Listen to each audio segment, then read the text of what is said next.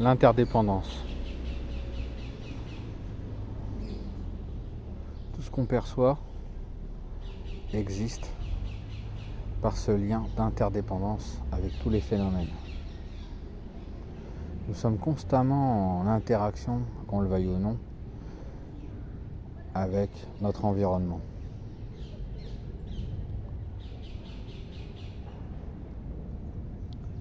L'interdépendance nous incite à prendre soin de tout ce que nous vivons, à prendre soin de nos relations, à prendre soin de nous-mêmes, de nos pensées, à prendre soin de nos émotions, à prendre soin de nos difficultés.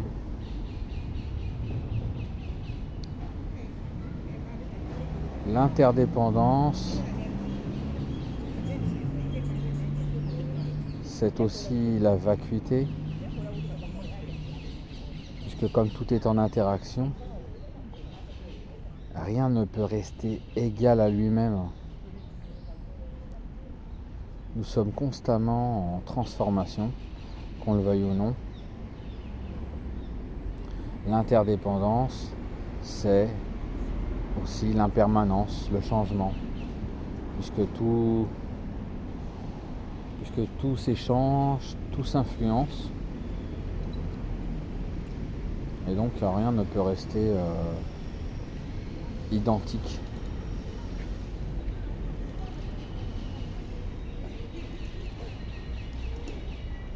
Donc dans l'interdépendance, nous avons l'aspect de sagesse et nous avons aussi l'aspect de bienveillance.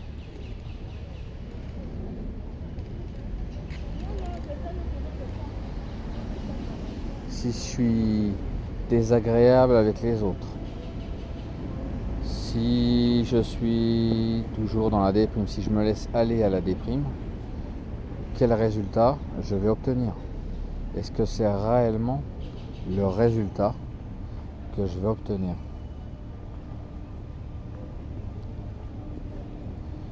Si je commence à avoir une attitude bienveillante,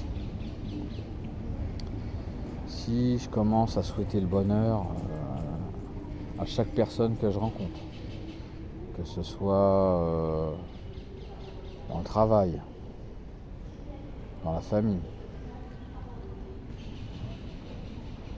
du point de vue amical, personnel,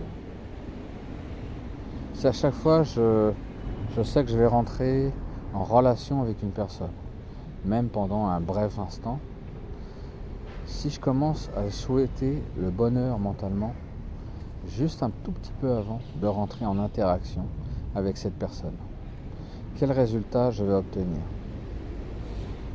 Comment sera ma journée si plusieurs fois dans la journée je vais comme ça souhaiter le bonheur à un tel, chaque personne que je croise, même directement. Une personne qui ouvre la porte, j'entends le bruit de la porte qui s'ouvre, je sais que quelqu'un va arriver, je peux déjà me préparer à souhaiter le bonheur. Quiconque se trouve derrière la porte, quiconque va franchir la porte, comment sera ma journée? Dans quelle énergie je serai? Et si je m'habitue à prendre soin de chaque interaction, comment seront mes journées? Comment sera ma journée suivante? Donc là, on est dans un entraînement à la bienveillance. S'il y a bien une chose qui est très très importante, c'est cet aspect de relation. Nous sommes tout le temps en relation. Là, par exemple, je suis dans un parc, je suis en relation avec la nature. Il y a aussi les voitures qui passent derrière. Je suis en relation avec tous les bruits qui sont autour de moi. Je suis aussi en relation avec tout ce que je respire, avec tous mes sens, tout ce que je perçois. Mais admettons qu'on me largue dans l'espace et là, d'un seul coup, eh bien, mon corps éclate puisque eh bien, je serai en interaction avec l'espace et malheureusement, si j'étais largué en plein espace, cet environnement, cette nature, ne pourrait pas prendre soin de moi. Donc, là actuellement, tout ce qui m'environne prend soin de moi.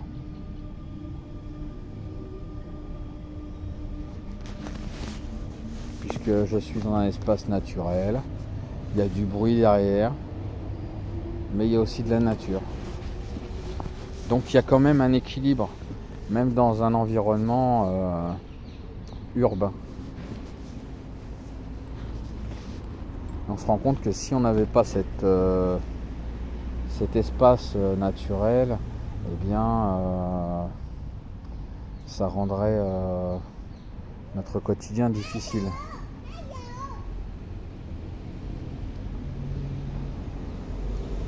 Donc l'interdépendance, c'est aussi de prendre soin de sa santé.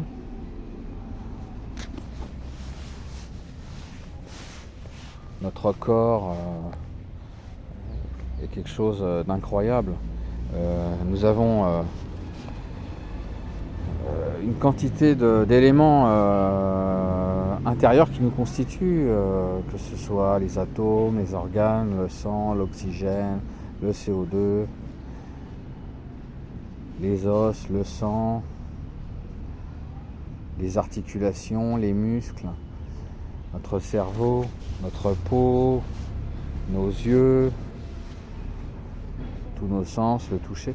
Donc tout notre corps fonctionne en interdépendance. Si j'ai un problème au niveau d'une articulation, c'est tout mon corps qui va être déséquilibré. Si j'ai un problème avec un organe, pareil, ça va déséquilibrer mon corps. Donc j'ai tout intérêt à prendre soin de ce que je bois, de ce que je mange, et aussi tout ce qui est activité physique, le sport, la marche. Si je bois de l'alcool, si je bois de l'alcool, si c'est de temps en temps, notre corps peut digérer tout ça. Et si c'est tout le temps, à un moment donné, la maladie va s'installer puisque mon corps n'aura pas la force, l'énergie d'évacuer toutes les toxines. Et puis nous pouvons rendre nos organes malades par une mauvaise hygiène, la cigarette, les drogues. Et puis d'un point de vue psychologique, ce sont d'excellents outils de refoulement intérieur. Dès lors que l'on se drogue, que l'on prend de l'alcool, on ne fait pas face à nos tempêtes intérieures. Parce qu'en nous, nous sommes un peu comme la météo. Parfois, il y a des tempêtes intérieures. Et si on n'est pas disposé à les accueillir, à laisser traverser nos tempêtes intérieures, nous accumulons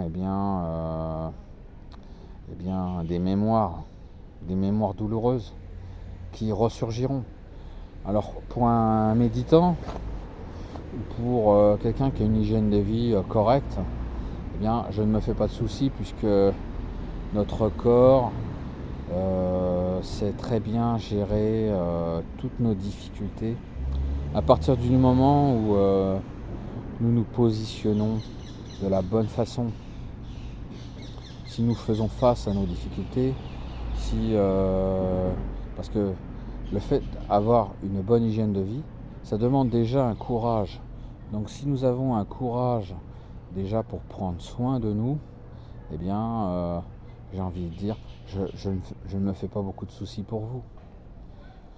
Puisque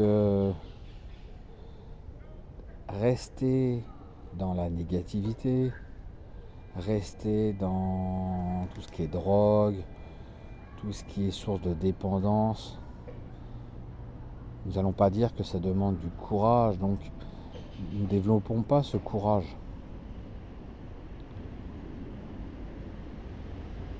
J'ai envie de dire, le courage se développe dans l'adversité.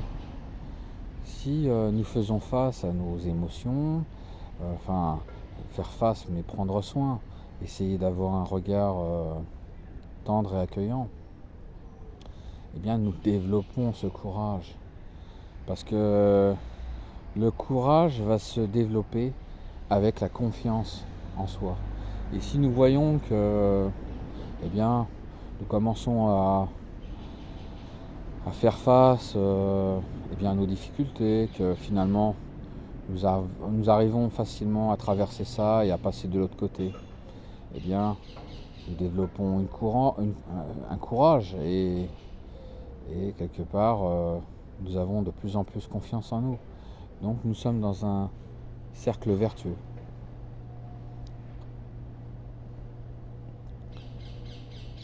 Et si je développe ce cercle vertueux, comment je percevrai mon existence? Est-ce que j'aurai une satisfaction? Si j'ai de l'énergie, si je me sens bien dans ma peau, est-ce que j'aurai de la satisfaction dans mon existence?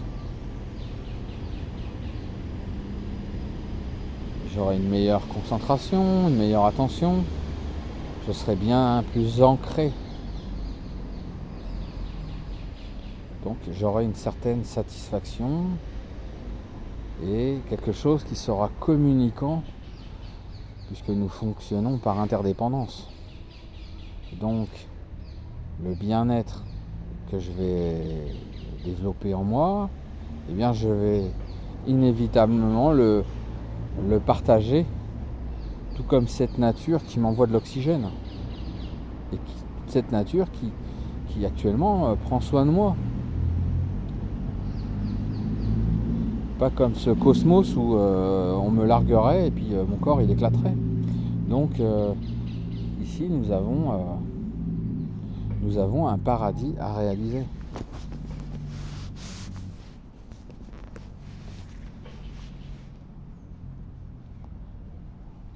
Il y a des gens qui pensent que s'ils ont une conduite vertueuse, le paradis les attend dans 20 ans, 30 ans, 40 ans, 50 ans, quand ils seront morts.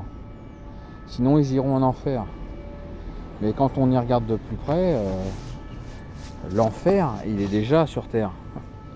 Donc, il n'y a pas besoin d'avoir peur d'aller en enfer, puisque l'enfer, on le voit au quotidien. Il y a des gens qui vivent un véritable enfer, et parfois pour des broutilles. Et il y a des gens aussi qui vivent un véritable paradis, parce qu'ils ont réuni justement toutes les conditions, toutes les causes pour favoriser leur bien-être. Ils se sont posé des questions, ils ont montré de la curiosité, ils ont fait face à leur souffrance. Et la souffrance, quelque part, elle nous aiguille vers la solution.